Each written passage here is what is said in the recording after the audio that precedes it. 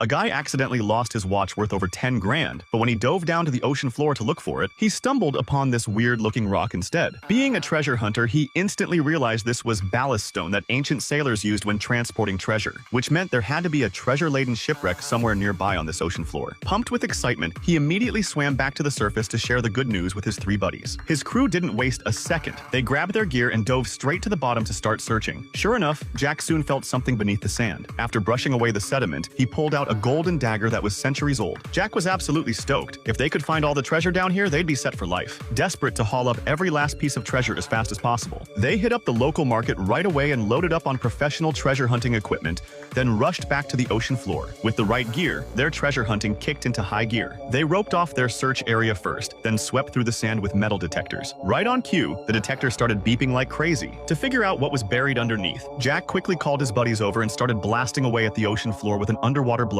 Next thing they knew, a massive iron chain appeared right in front of them. Realizing there was something huge down there, Jack cranked the blower to max power and blew all the sand aside. They couldn't believe their eyes. Buried in the ocean floor was a 1,000-pound Italian cannon. To haul this massive piece of iron up, they immediately secured ropes to both sides of the cannon and started pumping air into lift bags. Their plan was to use the airbags to float this beast to the surface. As the bags inflated, the cannon slowly began to rise. Thrilled, they grabbed hold of it, ready to guide it up to their boat. But just then, their buddy on the boat was jolted by an alarm. The Coast Guard on patrol had spotted them. This sudden turn of events left the 3 divers frozen in panic. If they brought this monster up now, the Coast Guard would definitely discover the treasure trove below. To keep their secret safe, they immediately started releasing air from the bags. But one of them panicked and accidentally dumped all the air at once. The 1,000-pound cannon plummeted straight back to the ocean floor. Even worse, his buddy's arm got tangled in the rope attached to the cannon, and he was yanked down with it, his arm pinned underneath. Jack and his partner rushed to the bottom, straining with everything they had to lift the cannon even an inch. But after struggling for what felt like forever, they couldn't budge it at all. Making matters worse, their oxygen tanks were running dangerously low. But with the Coast Guard conducting their inspection up top,